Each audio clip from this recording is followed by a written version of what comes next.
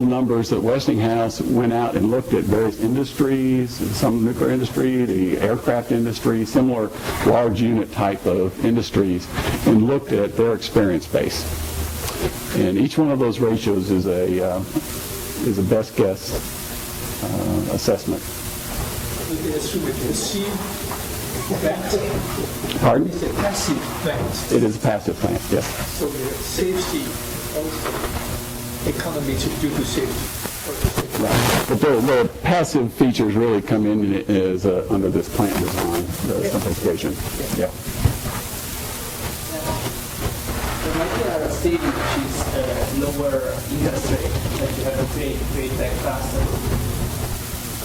I think that comes in.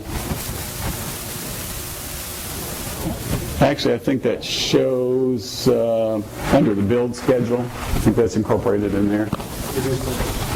Yeah. So back to my 1.05 number. That's where that came from. And there's a whole group at IAEA that have been looking at this. The conclusion's always about the same. This number changes a little bit, plus or minus, but it's basically in the noise level.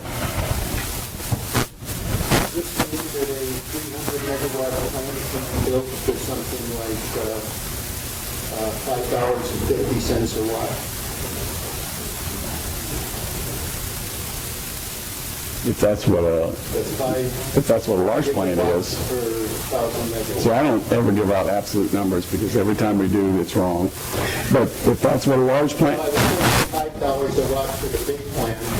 then yes, More would be $5. right, exactly. Okay.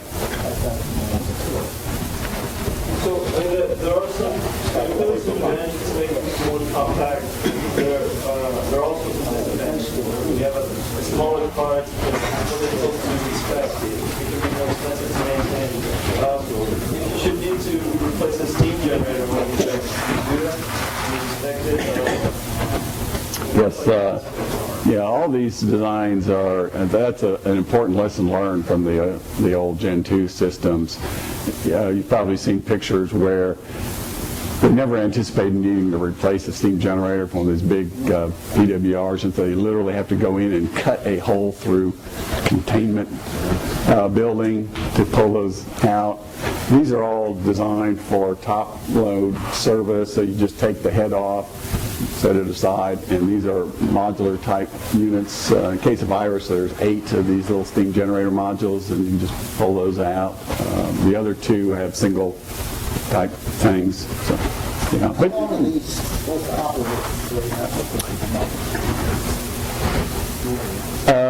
most of the small designs, unlike the big plants where they assume a 18-month shuffle of fuel and then 2 or 3 cycles of that, and you replace the whole core. These all are straight burn 4 or 5 year cores. You pay a little penalty there for burning them the full duration, but you don't open them up nearly as often. I think there's a bit of apples and oranges going on here because you certainly would have those same factors in play for most of the installed large units. Those 2 units, standalone. PMI, they only screwed up one. They learned and created the second one. So if you're not applying those factors, I would want to see where they'll go for 1340 that was a Yeah. real electric demand out here Sure. at 40 gigawatts. These 2 factors in particular, you're right, are exactly equal for small plants, large plants. It doesn't matter what size they are. These are gains from multiple units versus single unit. But that's the comparison here, is 4 of these versus 1 of those. Now these are very specific to the small designs. I'm an enthusiast. We've already told it's true. But for the moment, until somebody's built some of these, there's going to be skepticism on the part of the utilities, which answers the question about why. Just take a company like Southern that's building 2 units in Oklahoma, first 2 8-1 Congress. Why do they do that? It's the same Westinghouse. Why did Westinghouse own the other? I don't think we know the answer. They want to build something that they know how to build. Somebody is building now. And that can take advantage of a whole lot of learning that these things still have to get on the learning curve. Yeah, yeah. So the barrier, if you don't mind my saying, is build a few so that people have the confidence that that's really going to be so. Because if you ask, go ask Southern, and they'll tell you, they think that today that factor's more than that 1.05 for like 1.3. Yeah. And I'm not going to argue the case, but that skepticism is what's leading the ones today to still be ordering the large size system. Have I got that about right? It's what we call fear of first of a kind. Well, yeah, but without arguing the case.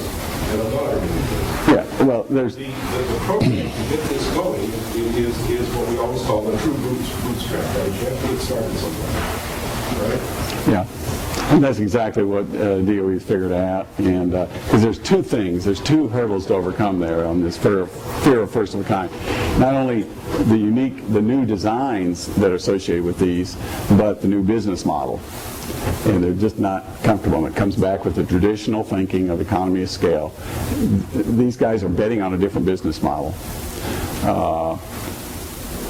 I think it's the New Scale people have been working with a manufacturer who has pretty convincing data that for the same complex task, that task performed in a factory is 8 times cheaper than that same task performed on site. Well, now, if you can significantly increase the fraction of a plant built in a factory, that's a huge cost savings. So taking that factory consideration, if our goal became one of being more France-like, taking our 340 gigawatts of coal generation and in a reasonable amount of time switching over to nuclear, how long would it take, given real manufacturing limitations, to do that with 1.4 gigawatt plant versus doing that with plants that can be built in a more factory-like way? Is there a real significant difference in how quickly nuclear to switch over large portions of the world's generating capacity? Yeah. People worry about that, and I don't have the answer to that. But it is an issue of how fast could we conceive of building this kind of capacity. Now, one could argue, and I have, that, okay, well, back in the first nuclear era, we started from zero, and we were building at tremendous rates, and I've forgotten the numbers, but we bring, like, over a 5-year period, about 30 plants online or something. It was just a huge rate. But on the other hand, we had a lot of manufacturing capability that had just come from the war. Today, we've moved a lot of that offshore. There's a lot of issues to be concerned about. Workforce availability.